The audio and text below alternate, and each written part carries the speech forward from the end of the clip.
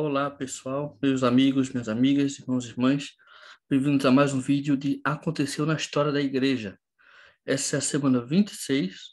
Vamos ver coisas que aconteceram entre os dias 25 de junho a 1º de julho, em vários anos, né? Eu sou Renan e é meu privilégio participar aqui com esse vídeo semanal para o canal Estandarte da Liberdade. Espero que vocês gostem, espero que deixem seus comentários, curtam, deixem o like aí e compartilhem com seus amigos também.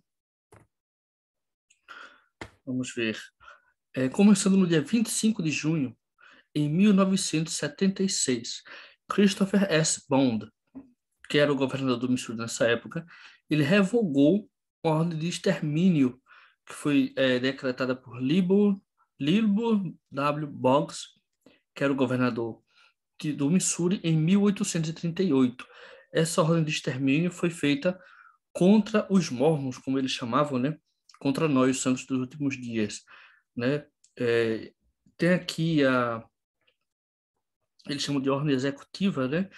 Diz mais ou menos o seguinte: considerando que em 27 de outubro de 1838, o governador do estado de Missouri, Lilburn W. Boggs, expediu uma ordem chamando para o extermínio ou expulsão dos mormons do estado do Missouri, considerando que o governador Boggs claramente contrariou direitos à vida, liberdade, propriedade e liberdade religiosa que são garantidos pela Constituição dos Estados Unidos, bem como pela Constituição do Estado do Missouri, e considerando que neste ano bicentenário, né, são um comentário, em 1976, os Estados Unidos estavam comemorando 200 anos de independência.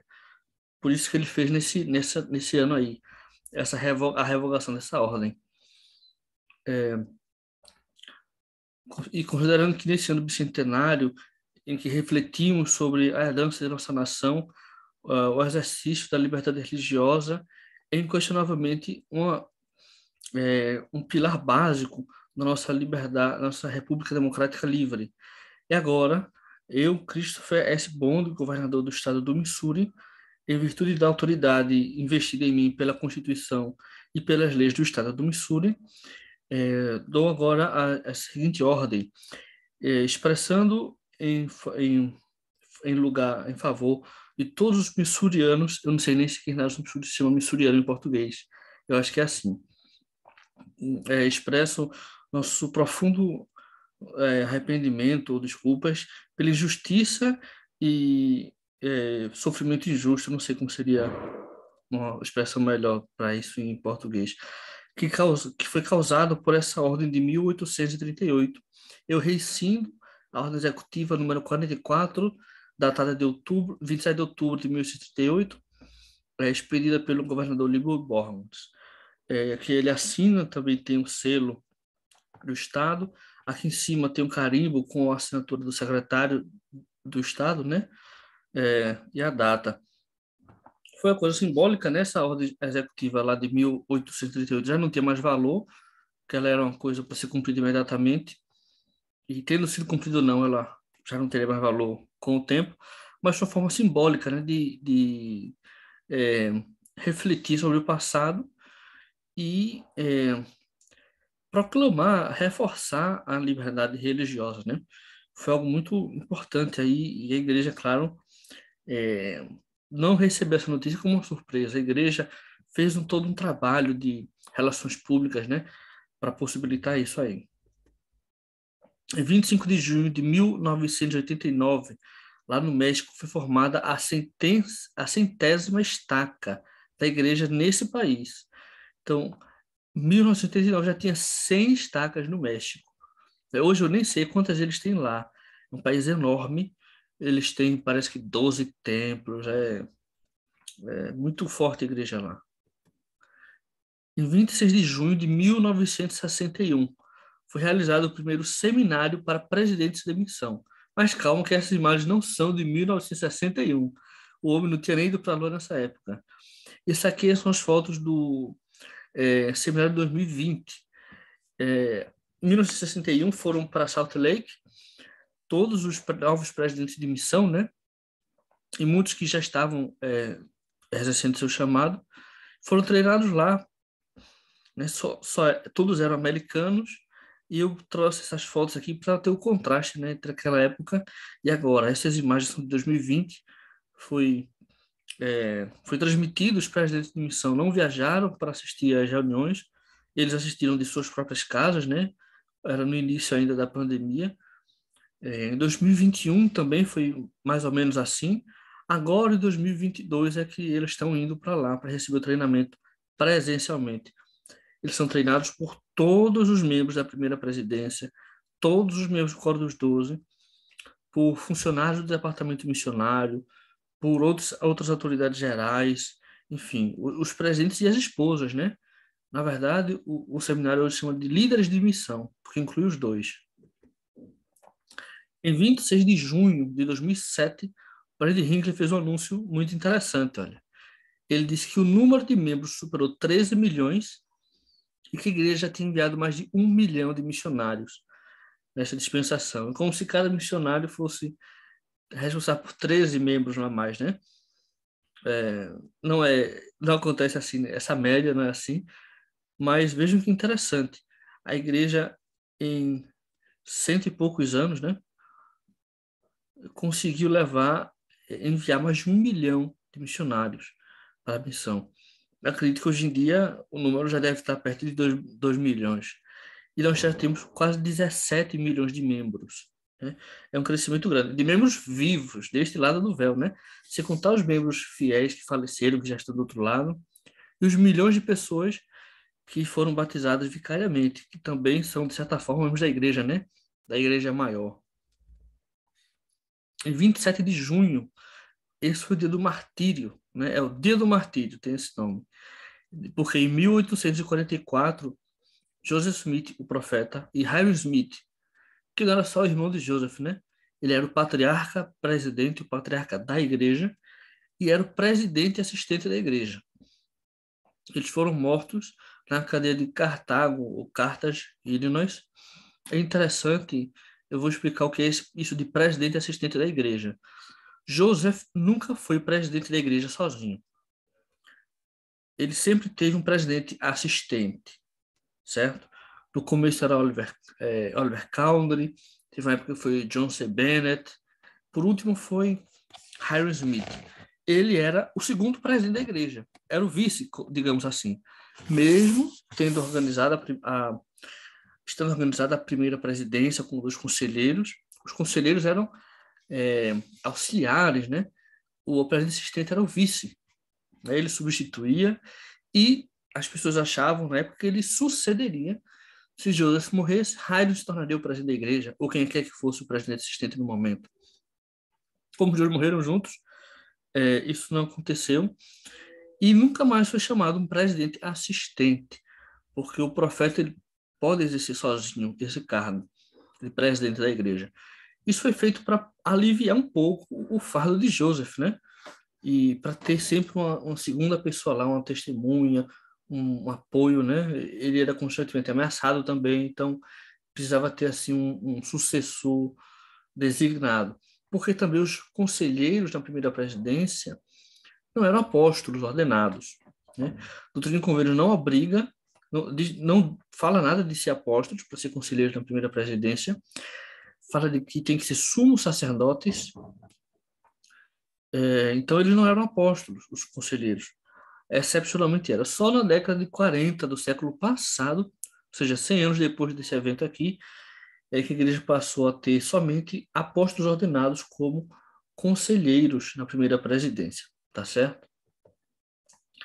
E em 93, né, nesse mesmo dia, foi dedicado o edifício memorial Joseph Smith, em Salt Lake City, né, que hoje é a sede de vários escritórios da igreja, de vários departamentos. Não é só disso, né? Tem uma parte de um restaurante, um auditório, sei lá o quê, mas muitos escritórios da igreja funcionam aí. E também nesse dia, mas em 2002, o presidente Hinckley dedicou o templo de Nauvoo, né? É um templo muitíssimo importante. Veja que ele tem aqui a informação que foi originalmente construído em 1846. Na verdade, não construído, mas dedicado, né? A construção dele começou bem antes. foi aqui reconstruído, né? Deveria ser rededicado em 2002. E teve um acontecimento muito interessante nesse dia, porque o presidente Hinckley, né, ele transmitiu para o mundo todo pelo menos uma sessão dedicatória para que todos os membros da igreja pudessem participar, um tempo histórico para a igreja, não só para as pessoas dessa região.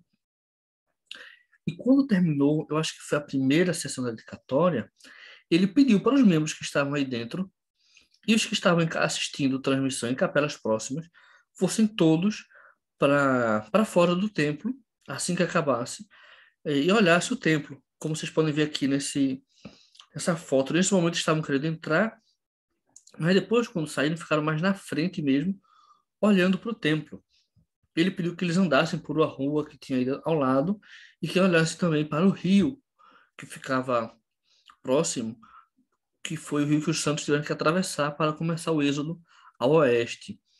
E ele queria que os membros tivessem um mínimo de experiência semelhante ao que aqueles primeiros pioneiros tiveram, né? Eles olhando o templo, recém-construído, recém-dedicado, 1846, vendo centenas de pessoas entrar para receber suas ordenanças próprias e sair correndo antes de que fossem mortos, né? E as pessoas que estiveram aí nesse momento fizeram isso, compartilharam suas experiências, que foi algo marcante para eles, né? Sentir um pouquinho desse legado pioneiro.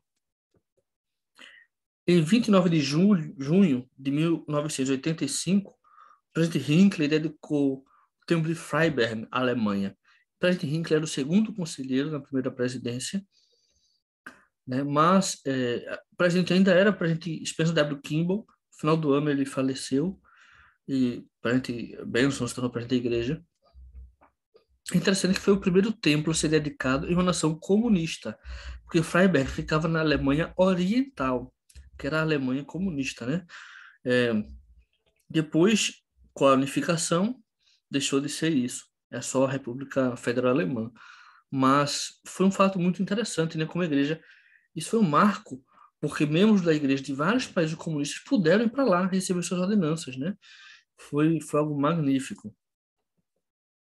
O que mostra também que a igreja, ela tem a capacidade de se relacionar com qualquer governo, independente da ideologia que exista no governo, no Estado. A igreja, ela realmente é um milagre isso, né? A gente sabe que esses governos comunistas, principalmente dessa época, hoje em dia já está um pouco melhor, já estão um pouco diferentes, estão se abrindo mais. Mas até essa época eram muito fechados, né? Ainda não tinha caído o muro de Berlim aqui, né? Ainda não tinha acontecido toda a derrocada da União Soviética. Enfim, era tudo mais difícil. E a igreja conseguiu dedicar um templo nesse lugar, né? Algo que as pessoas achavam impossível, achavam que só quando caísse o comunismo, que a igreja conseguia. A igreja conseguiu, apesar do regime totalitário que havia, né? Então, realmente, a igreja é perfeita. 30 de junho de Opa, passei rápido demais. De 1830, bem no comecinho da igreja, né? Samuel H. Smith, acho que Harris Smith, não me esqueci agora, o H. Ele começou seu serviço missionário. Ele foi o primeiro missionário dessa dispensação, né? E ele começou a pregar no interior do estado de Nova York. Eram as cidades próximas onde ele estava, né? Ele saiu de lá de Fayette, da região de Fayette, Vermont, onde eles começaram e foi pregando. E a missão dele foi responsável por converter várias pessoas e iniciar a pregação do evangelho, que se tornou perene. Ele não só chegou lá, pregou o evangelho, reuniu as pessoas e acabou-se. Teve uma continuidade, né? Ele batizou pessoas que se tornaram membros do Quórum dos Doze.